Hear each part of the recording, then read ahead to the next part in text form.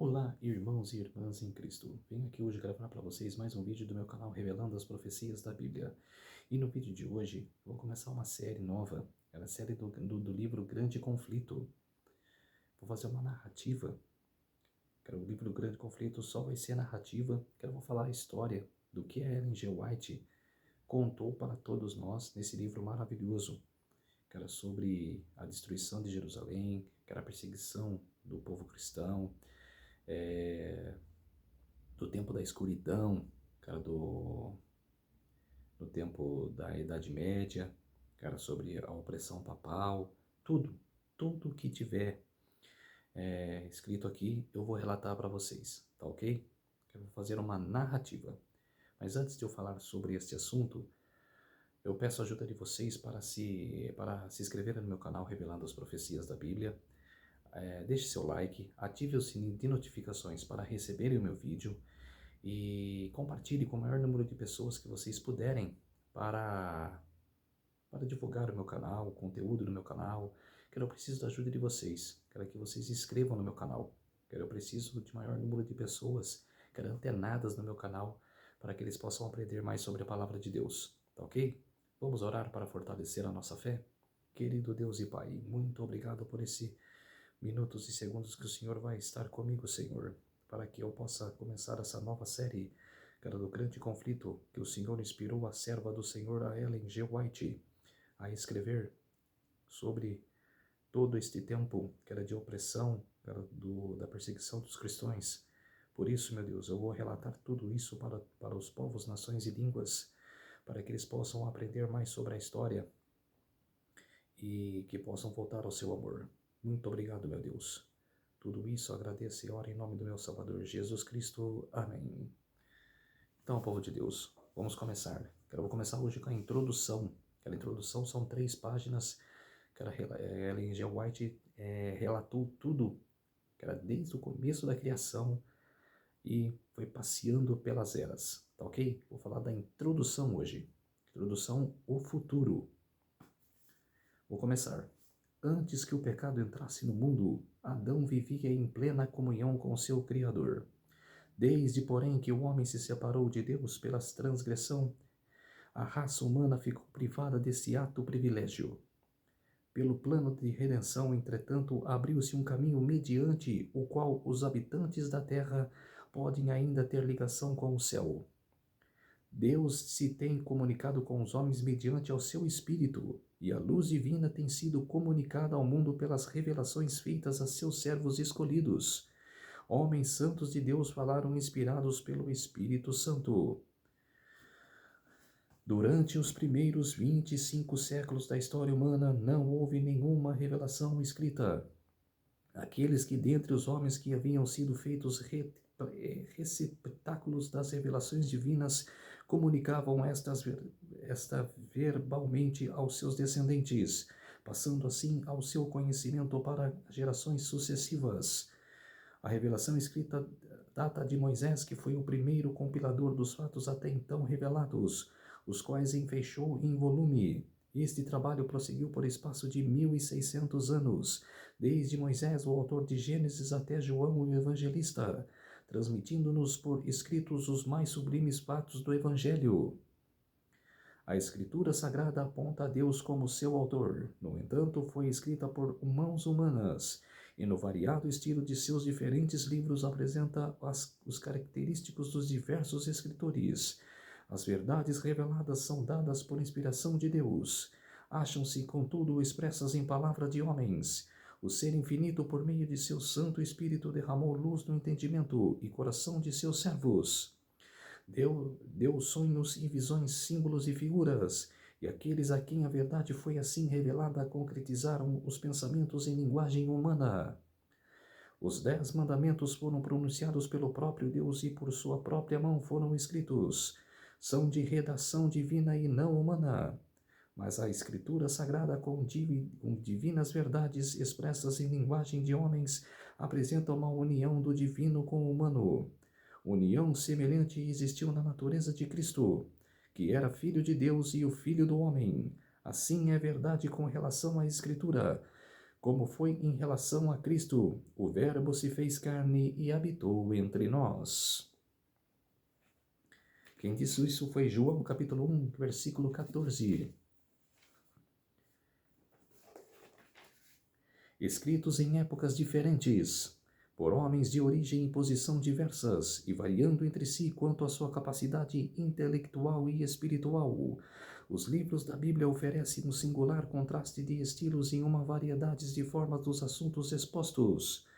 A fraseologia dos diferentes escritos diverge, expondo uns aos mesmos fatos com a maior clareza que os outros, e como sucede às vezes tratarem um mesmo assunto sob aspectos de revelações diferentes, pode parecer ao leitor de ocasião e imbuído de algum preconceito que os seus conceitos divergem, quando o imediato estudo deixa transparecer claramente o seu fundo harmônico. Sendo tratada por pessoas diferentes, a verdade é apresentada nos seus diversos aspectos.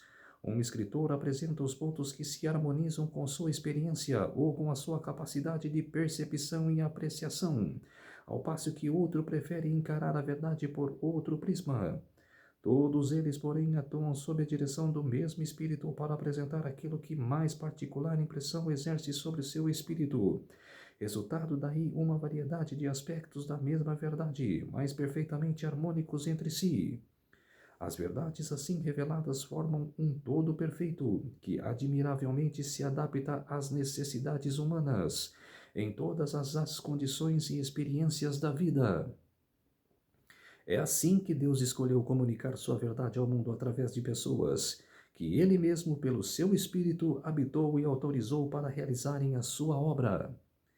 Ele guiou a mente na escolha do que dizer e escrever. O tesouro foi confiado a vasos de barro, sem contudo perder coisa alguma de origem celestial. O testemunho é transmitido mediante a imperfeita expressão da linguagem humana, conservando todavia o seu caráter de testemunho de Deus, no qual o crente submisso descobre a virtude divina, superabundante em graça e verdade. Em sua palavra, Deus conferiu aos homens o conhecimento necessário à salvação. As Santas Escrituras devem ser aceitas como autorizada e infalível revelação de sua vontade. Elas são a norma do caráter, o revelador das doutrinas, a pedra de toque de experiência religiosa. Toda a Escritura é inspirada por Deus e útil para o ensino, para a repreensão, para a correção, para a educação e na justiça, a fim de que o homem de Deus seja perfeito e perfeitamente habilitado para toda boa obra. Todavia, o fato de que Deus revelou sua vontade aos homens por meio de sua palavra não tornou desnecessária a contínua presença e direção do Espírito Santo. Ao contrário, o Espírito foi prometido por nosso Salvador para alcançar a palavra a seus servos, para iluminar e aplicar aos seus ensinos. E visto ter sido o Espírito de Deus que inspirou a Escritura Sagrada, é impossível que o ensino do Espírito seja contrário ao da palavra. O Espírito não foi dado, nem nunca o poderia ser, a fim de sobrepor-se à Escritura, pois esta explicitamente declara ser ela mesma a norma pela qual todo ensino e experiência devem ser aferidos. Diz o apóstolo João: não creas a todo espírito, mas provai se os espíritos são de Deus, porque já muitos falsos profetas se têm levantado no mundo. 1 João 4, verso 1, e Isaías declara, à lei e ao testemunho, se eles não falarem segundo esta palavra, não haverá amanhã para eles. Isaías capítulo 8, verso 20.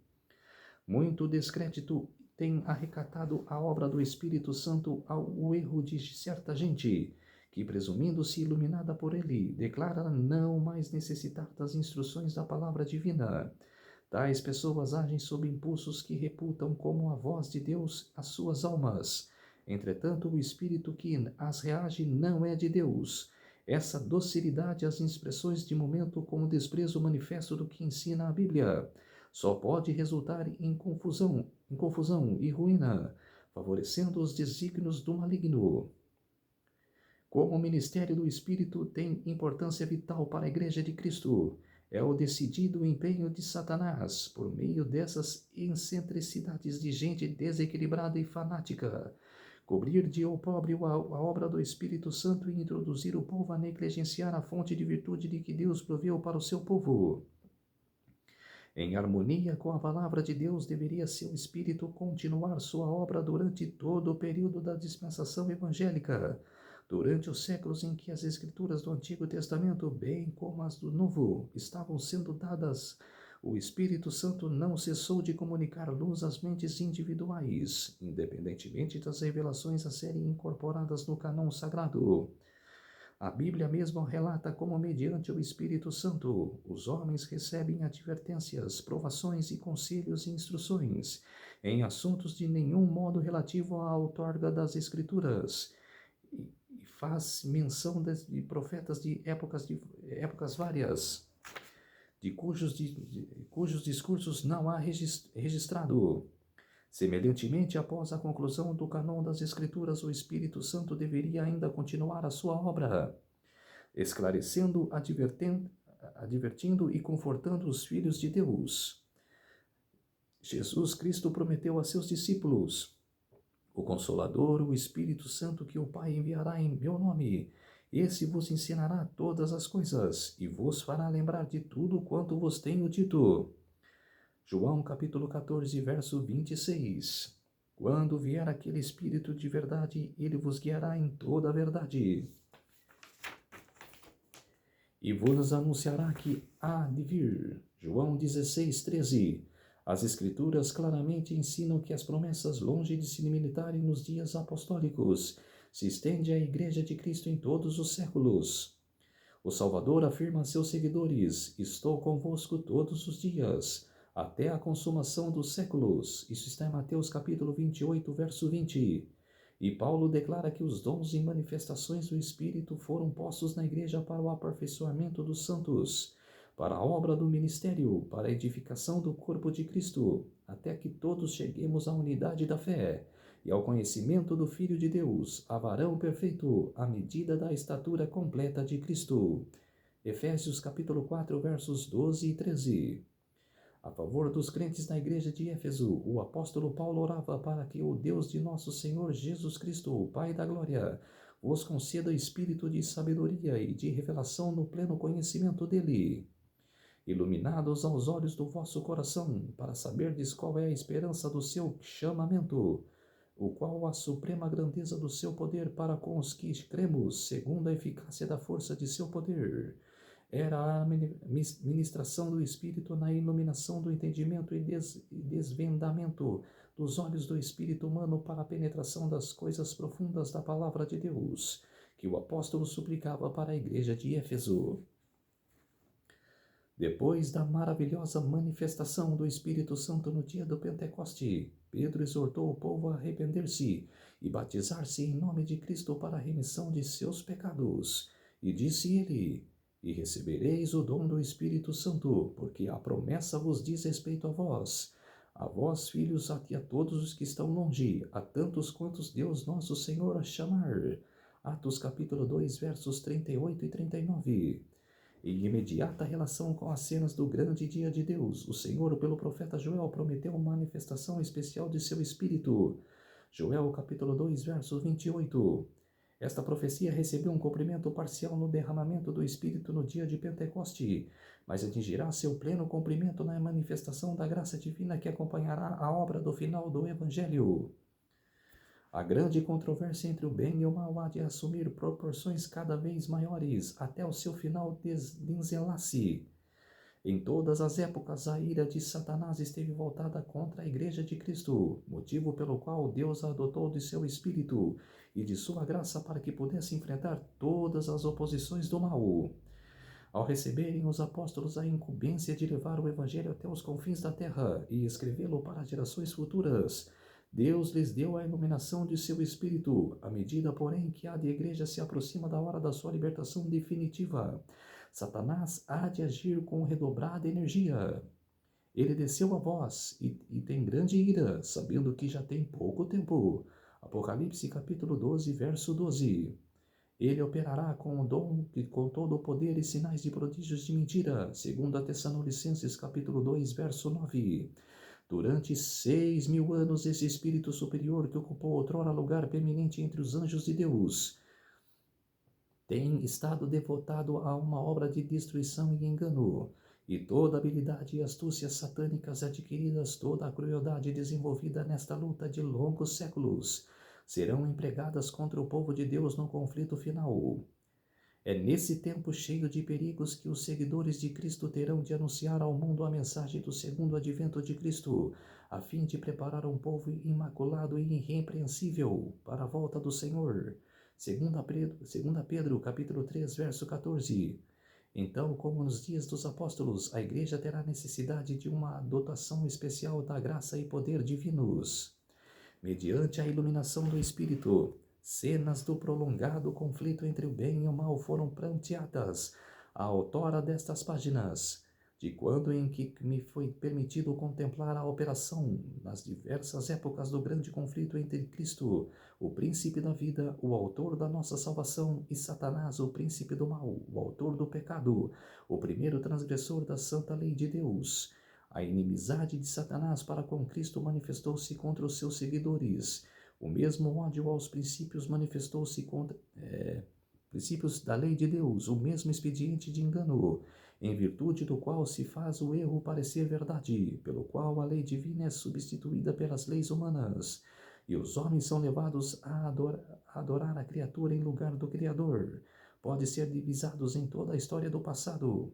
Os esforços de Satanás para representar de maneira falsa o caráter de Deus para fazer com que os homens nutram um conceito errôneo do Criador, e assim o considerem com temor e ódio em vez de amor. Seu empenho para pôr de parte a lei divina, levando o povo a julgar-se livre de suas reivindicações e sua perseguição aos que ousam resistir a seus enganos, têm sido prosseguidos com persistência em todos os séculos. Podem ser observados na história dos patriarcas, profetas e apóstolos, mártires e reformadores. No grande conflito final em todas as eras anteriores, Satanás empregará os mesmos expedientes, manifestará o mesmo espírito e trabalhará para o mesmo fim. Aquilo que foi será, com exceção de que a luta vindoura se assinalará por uma intensidade terrível. Tal como o mundo jamais testemunhou, os enganos de Satanás serão mais sutis e seus assaltos mais decididos. Se possível, fora transviaria os escolhidos. Isso está em Marcos capítulo 13, verso 22. À medida que o Espírito de Deus me ia revelando a mente das grandes verdades de sua palavra, e as cenas do passado e do futuro, era-me ordenado tomar conhecido a outros que assim fora revelado, delineando a história do conflito nas eras passadas, e especialmente apresentando-a de tal maneira a lançar luz sobre a luta do futuro, em rápida aproximação. Para alcançar esse propósito, esforcei-me para selecionar e agrupar fatos da história da Igreja de tal maneira a esboçar o desdobramento das grandes verdades decisivas em que diferentes períodos foram dadas ao mundo, as quais provocaram a ira de Satanás e a inimizade de uma igreja que ama o mundo. Verdades que têm sido mantidas pelo testemunho dos que não amaram suas vidas até a morte. Apocalipse capítulo 12, verso 11. Nesses relatos podemos ver a prefiguração do conflito perante nós.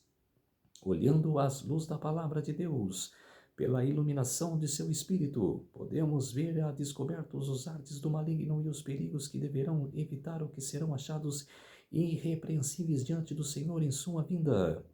Os grandes acontecimentos que assinalaram o progresso da reforma nas épocas passadas constituem assunto na história, bastante conhecidos e universalmente reconhecidos pelo mundo protestante. São fatos que ninguém pode negar. Essa história apresentei de maneira breve, de acordo com o escopo deste livro e com a brevidade que necessariamente deveria ser observada, havendo os fatos sido condensados no menor espaço compatível com a sua devida compreensão.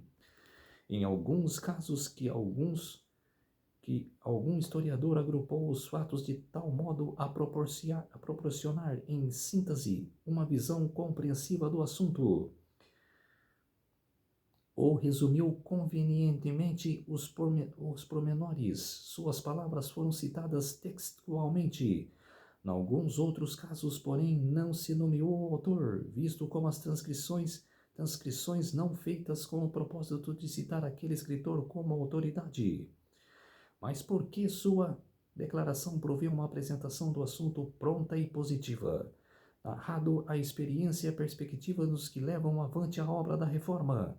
Em nosso próprio tempo, fez-se o uso semelhante de suas obras publicadas. O objetivo deste livro não consiste tanto em apresentar novas verdades concernentes às lutas dos tempos anteriores, como em aduzir fatos e princípios que tenham sua relação com acontecimentos vindouros, contudo encarados como uma parte do conflito entre as forças da luz e das trevas. Vê-se que todos esses relatos do passado têm nova significação, e por meio deles proteja-se uma luz no futuro, iluminando a senda daqueles que, os semelhantes aos reformadores dos séculos passados, serão chamados mesmos com perigo de todos os bens terrestres para testificar da palavra de Deus e do testemunho de Jesus Cristo.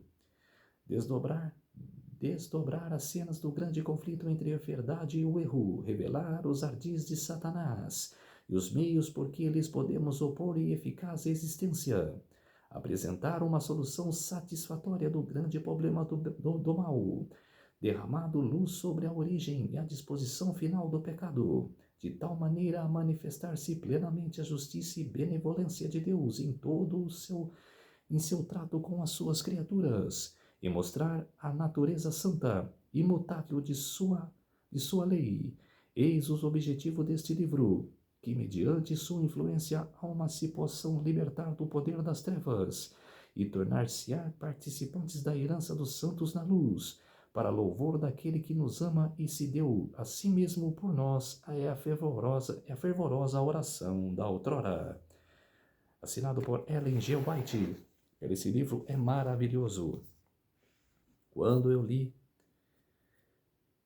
pela primeira vez, que era um adventista, que me apresentou este livro, que era, na época eu era católico, que ele me apresentou,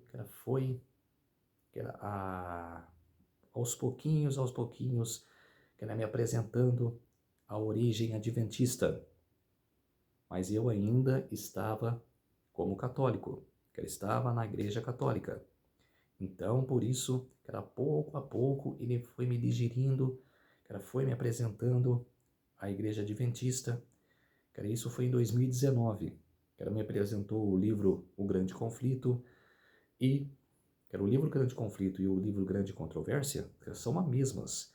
Que era, se você achar um dia no mercado, que era o livro A Grande Controvérsia, compre, que é a mesma coisa do Grande Conflito. Só os capítulos, a apresentação dos capítulos de cada capítulo 1, capítulo 2, até o capítulo 42, são de formas diferentes, mas há mesmo significado.